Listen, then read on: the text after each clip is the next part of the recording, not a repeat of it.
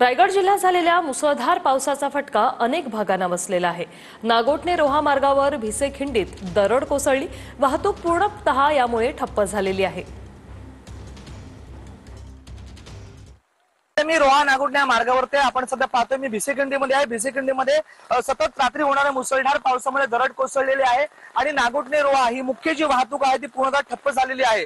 एकंदरीत आपण पाहिलं तर नागोठणे वासियांचं तालुक्याचं ठिकाण म्हणून रोहा आहे आणि त्याच कारणास्तव नागोठणे असतील आणि आसपासची जी गावं असतील त्यांना रोहाला सतत जावं लागतं। मात्र काल रात्री झालेल्या मुसळधार पावसामुळे ही जी दरड आहे या ठिकाणी कोसळलेली आहे आणि त्यामुळे नागोठणा रोहा हा जो मार्ग आहे हा ठप्प झालेला आहे। सध्या आपण पाहतोय भिसेखिंडीमधले दृश्य आहे। या भिसेखिंडीमध्ये दरड कोसळलेली आहे। आपण मागे देखील बातमी दाखवली होती की या भिसेखिंडीमध्ये दरड कोसळण्याचा धोका आहे आणि ती जी बातमी आहे ती आता सत्यात उतरलेली आहे। या भिसेखिंडीमध्ये दरड जी आहे ती कोसळलेली आहे। प्रशासन आता याबाबत काय भूमिका घेते हे खरं पाहावं लागणार आहे। मात्र सध्या इथली वाहतूक जी आहे ती पूर्णतः ठप्प झालेली आहे। राज वैशम पायन, टीव्ही 9 मराठी, रोहा।